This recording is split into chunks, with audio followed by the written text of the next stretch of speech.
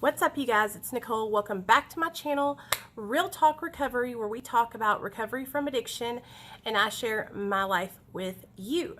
So I told you guys that I was going to bring to you a second part to our Tales of a Chronic Relapser series. But before I do that, I want to ask you guys a few little favors. Nothing big, don't worry.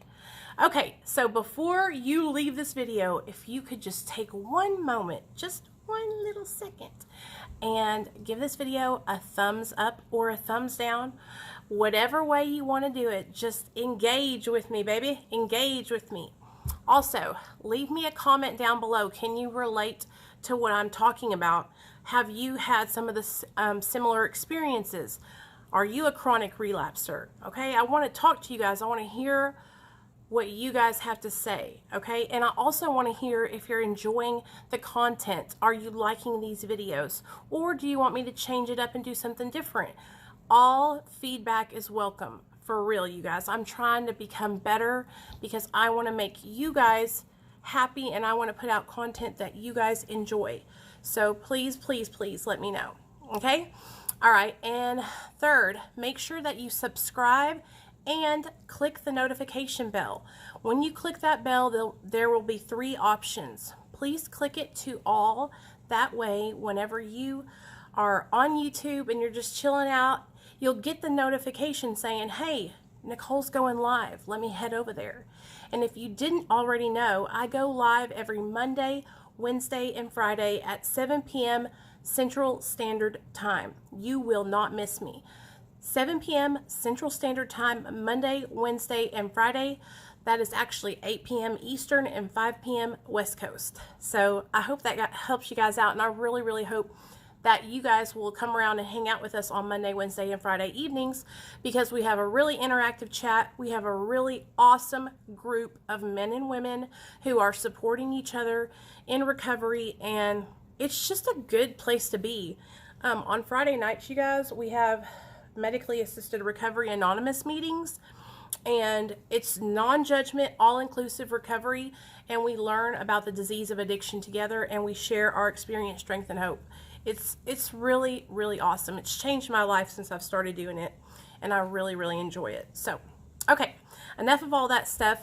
Let's get into the good stuff. Let's get into it. Okay, so yesterday, I uploaded a video called Tales of a Chronic Relapser, and that video was an introduction giving you guys just a brief summary of 4 different times that I relapsed that I can remember that I really wanted to be sober, that with all my might, everything inside of me, I wanted to change, but I failed and relapsed.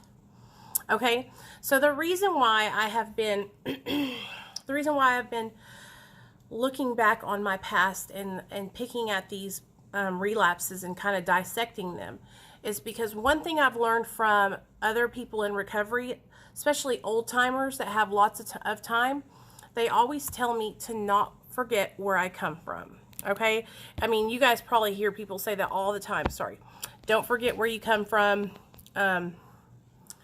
In fact, my friend Nick, he has a moving company, and he has that on the outside of his moving truck. It says, never forget where you come from. And that's because he's in recovery too. So anyway, his channel is called Hopeless to Hopeful. Y'all should check him out. But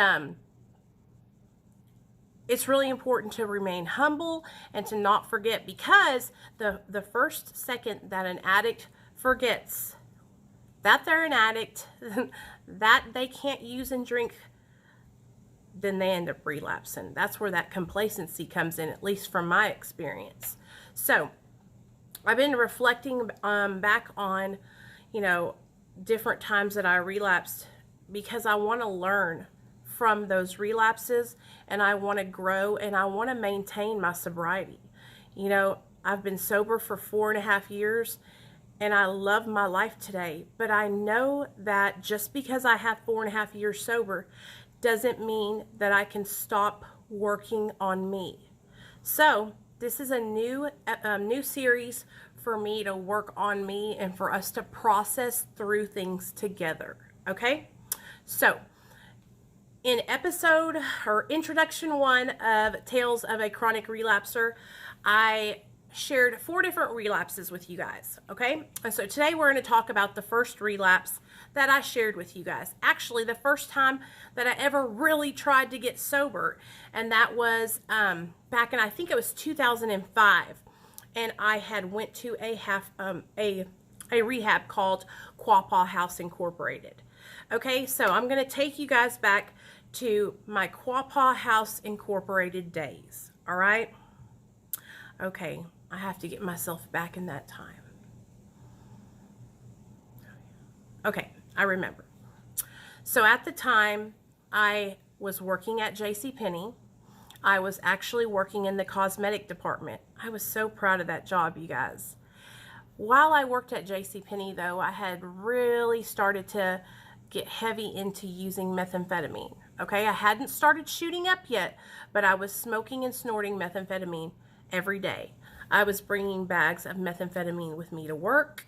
I was bringing dope with me and my girlfriend in my car so we could snort it out our lunch break. And at that time, me and my best friend, Nikki, worked at JCPenney. Nikki worked in the catalog department, and like I said, I worked in the cosmetic department. Nikki and we were friends since we went to school, and we ended up graduating together. We were both in the same grade, okay? And so once we graduated high school, we became so thick as thieves. I stayed at her house every single night. I stayed at her house every single night until I started dating LD. And that's another story.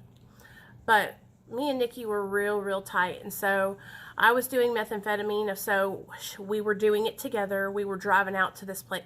This place is Glenwood, Arkansas. It's like a really small, just little country town. And we would hang out and we would stay up all night long. And then we would drive into work together on Fridays, Saturdays, Sundays, because we worked a lot of weekends together. Well, I was working at the cosmetic counter, and I was doing so well, you guys. I was doing makeovers, and I had just a natural hand for makeup, for doing people's makeup, just a natural eye, you know. And so I was getting mad tips. I did this one lady's makeup for a bikini contest, and she ended up winning first place and came back and tipped me like $50. And I remember I was like, hell yeah, you know. So yeah, I was getting fucked up, and I was doing really well at my job, so I wasn't realizing how fucked up my life really was. Okay, and so while I was at that job, I started to steal products like perfume and makeup, or I started to give my friends that came through the register the hookup and give them extra products. And so I wasn't stealing cash, but that doesn't make it any better. It was still stealing, okay? And so I was stealing, and I ended up getting caught and getting fired from that job. And I remember when I got fired, I was devastated. I was like, why did I get fired? I didn't do anything wrong. That's how delusional I was in my addiction. But now that I look back on it, I realize why I got fired. And I'm lucky that they didn't press charges on me. I'm so lucky. Thank you, Jesus. So I got fired and I lost that job, and that was one of the first, that was the first job that I lost because of my addiction, as a result of my addiction. Okay, so let's hold that in our pocket. I lost my job. Well, Nikki wasn't too far behind me because Nikki had started to shoot up Oxycontin. Okay, and so she was going into work and nodding out back in the catalog department and just out of her gourd. So she ended up getting fired too, and it was like, and you know, us girls, we were like, well, it was meant to be. We're fired together. And so me and Nikki just started kicking it, you know, running the streets together. I got a little part-time job at Sonic just to hold me over until I could find something better. And what that did was that just opened up more time for me to stay getting high. And so that's what we did. Me and Nikki, we couldn't stop. We were really going hard in our addiction together, you guys, and she was getting to a point where she was moving past me. She was injecting drugs, and I hadn't gotten to that point of injecting yet. And it was a Thursday night, and I was, hanging out. We were watching like WWE wrestling and stuff like that. And I can just remember sitting with her, and she was so depressed. And she told me that she was thinking about committing suicide. That her life, she was just tired. And we talked about it, and of course, she ended up not doing it. And I was so grateful that she didn't do that. Well, I ended up meeting LD, the guy that I told you guys about that I was in the abusive relationship with. And I ended up moving in with LD. We got our own place, and, well, we moved into a literal crack hotel. I'll tell you guys about that in another story. But what happened was, I ended up not being around Nikki anymore. Her and her husband were living in the trailer that I used to stay with them, all the time at. And I went around running around with LD, and we got our own little place.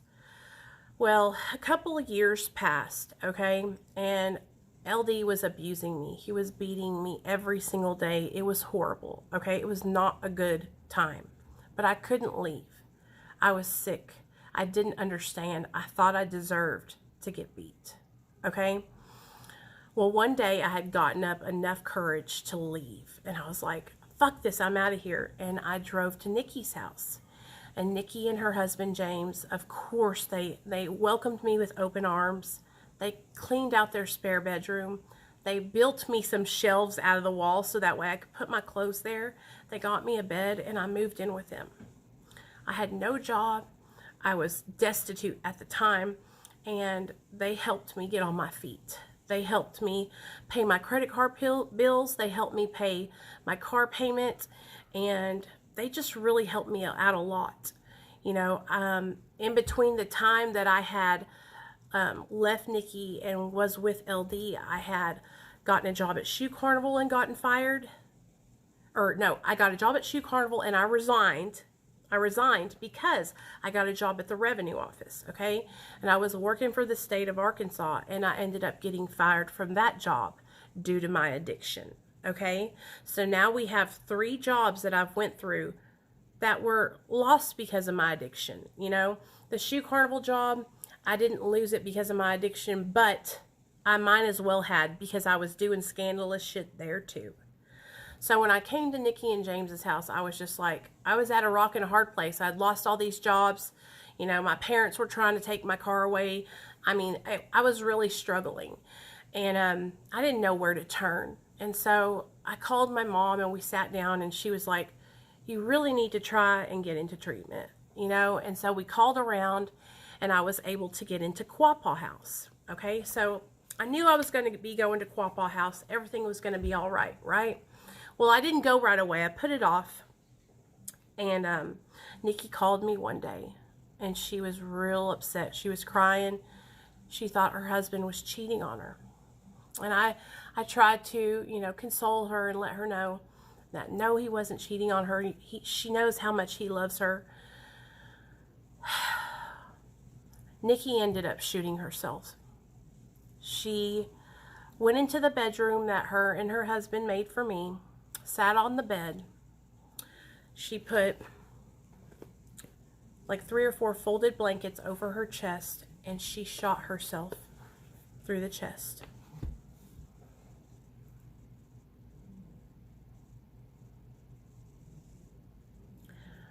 After that happened, you guys, I lost my fucking shit. I lost my mind.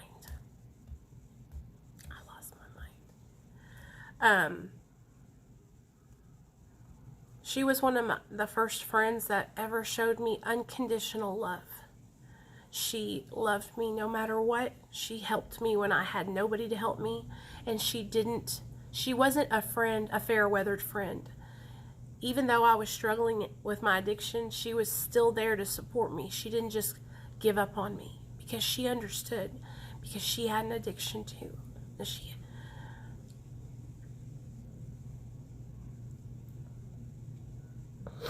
I ended up going to treatment.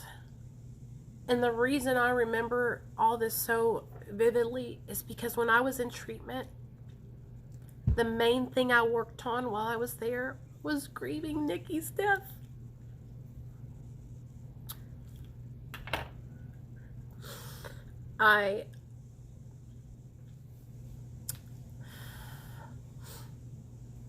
I still think about her to this day. We had a song, it was our favorite song. Can you help me? I'm bent. I don't care if I never get put back together. We used to listen to Matchbox 20, Third Eye Blind all the time, you guys. And she was like my bosom buddy. She was like somebody I could tell anything to. She never judged me for anything. I could sleep in the same bed with her, and she was my best friend. You know what I mean? I would get scared at night because I was scared of the dark. I've always been afraid of the dark. I sleep with a nightlight on. And I was afraid that LD was going to come and break into their house. And I was so afraid. So her and her husband let me lay in the bed with them. Like, she was my best friend. So she didn't die right away. She suffered for like a couple hours. They found her because her brother walked in the trailer and found her, and they took her straight to the emergency room, and she ended up passing away in the emergency room. But after that happened, I lost my shit, and I went to treatment, and I thought about how I didn't want to die. I didn't want to die because of my addiction. But I also really didn't want to live because I missed my friend. She was my best friend.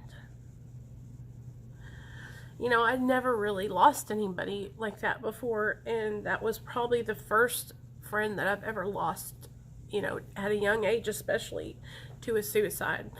Now, being 37, I've had several friends that's happened to, but this was really, it doesn't make it any easier to deal with, you know. So, sorry. I went through treatment, you guys, and I was so focused. I processed my grief. I wrote 4 different letters to Nikki. And I sat down in the chair, and I imagined that she was sitting across from me. And I read these letters. And I read one to her, and it was telling her how mad I was at her and how could she do this. And then I read another letter of what I thought she would say back to me. And then I wrote another letter saying goodbye and letting her go. And then the last letter was just a letter from her to all of us, her family, her brother, her mom, my mom and dad. Like, she was part of our family. You know, my family knew her. When I came out of treatment, I did everything they told me to do. I got a sponsor. I started working steps. I got a job. I started going to meetings with my sponsor. And I was really going to do this. I was still really struggling, you guys, with processing losing my best friend. But I'm not using that as an excuse for my relapsing. I will tell you this. When I relapsed, I was driving my car. And I was high on methamphetamine. And I was listening to our song. Can you help me? I'm bent. I don't care if I never get put back together. Y'all know that song. And I was driving, and I was high, and all of a sudden I went to brake and to get into the turning lane, and my accelerator was stuck. My car was stuck. The gas was going down. My car was redlining, okay? It was the scariest thing that's ever happened to me in my whole entire life. And so I swerved into the turning lane, slammed on the brake, and pulled up my e-brake, and my car accelerator was still accelerating while I was sitting still in the middle of the turning lane. So I cut my car off. And then I thought, okay, maybe it's okay now. I went to start it again and did it again. So I sat there and I called 911. And I was high as hell. And the police came and they said, your car's fine. Your car's fine. I was too afraid to drive it. I parked it on the side of the road and I walked to my friend Nate's house, who was actually cooking dough. The night I relapsed on getting high was on methadone. I was at work and I was working with a lady who had methadone and she sold them. I look back on this relapse and I notice a couple different things, okay? Yes, I was going to meetings. Yes, I had a sponsor. And yes, I had a job. But I wasn't consistently going to my meetings. I wasn't going to 1 or 2 meetings a week. I'd go to one week and then I'd skip 2 weeks and then I'd go to another one. Okay? Another thing is, I was not praying or talking to my higher power. I wasn't doing any kind of prayer. I was strictly relying on me. And if you guys are familiar with the big book of Alcoholics Anonymous, in the first chapter, I think, it talks about how no human power will be able to relieve our addiction. Or it says no human power can relieve your alcoholism. Okay? I wasn't seeking any power greater than myself. I was solely depending on me. Okay?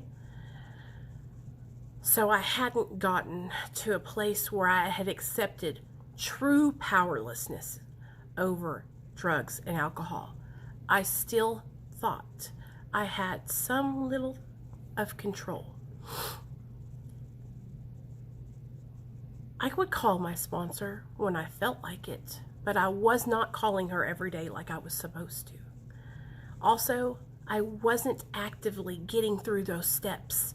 I got to my 4th step and I stopped. I got stuck. I was writing and I wasn't going forward. And the grief from losing my friend didn't make any of this any easier. I truly think that when I lost Nikki, it pushed me even farther away from my higher power, and I believed that he had abandoned me and that he was mad at me and he was punishing me. Okay, he was punishing me for all the wrongdoings I had done, and he took my friend from me. Okay, but I'm going to tell you guys, the problem was, and this is where I screwed up, I had the delusion that I still had control, and I was relying on my own human power. I've never reflected on this kind of stuff before, but it's just hit me like a ton of bricks while I was sitting here talking with you guys about how I wasn't seeking a power greater than myself. And we just talked about this in Monday with step 2. Came to believe that a power greater than myself can restore me to sanity. Okay? I wasn't seeking that power, and I damn sure didn't believe it was going to restore me to sanity.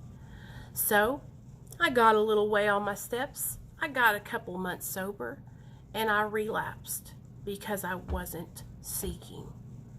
There's one thing that my sponsor has always told me, and that is seek God, clean house, and help others.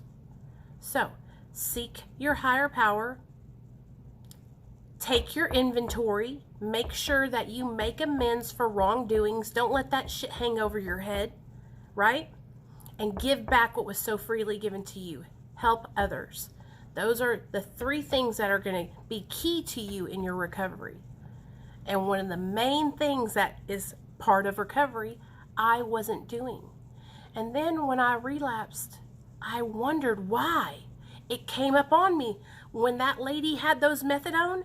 She said, "Oh, I've got a couple methadone tins. You want some? They're only $5 a piece." I had no defense. I mean, I was like, "Oh, sure." The thought to say no didn't even cross my mind. Didn't even cross my mind. Today, in my recovery today, when something like that happens, the thought crosses my mind. Nicole, you don't need to do that. This is what you need to do. Get away from this situation. But back then, I wasn't seeking my higher power. I wasn't looking for answers. I was just expecting for recovery to happen to me, right? I was just expecting to suck it all in like osmosis. Oh, my sponsor's in recovery. I'm just going to rub on her and it's going to rub off on me. That's truly what I thought. And I wasn't doing the work and I wasn't taking action. This is eye-opening for me, and I hope it helps you guys too. But that's really where I lost my footing, was I wasn't seeking my higher power. I was relying on my own human will, on my own humanness, right? I fail. Without my higher power, I fail. Okay?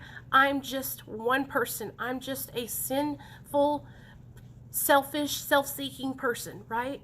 But when I seek my higher power, he helps me to be better. He helps me not to be selfish and self-seeking.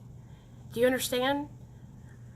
So I do want to let you guys know that since all of this has happened and since I've gotten sober now, that I have grieved my friend Nikki, and I get emotional about it because I loved her with all my heart, and she was such a good person, and she didn't have to die. She didn't have to die. So I know how hard it is. I know how hard it is to lose a friend. I know what it's like to lose. I know what it's like to go through the struggle of trying to get your life together and trying to get sober.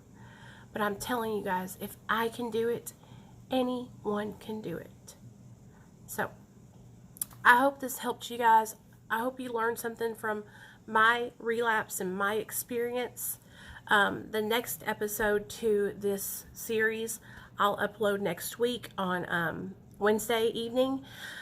But I really hope that this helped you guys, and I want you to look back on your relapses, and I want you to pick at them and look at them and dissect them and figure out, so that way you won't make that same mistake again, and you'll be ready.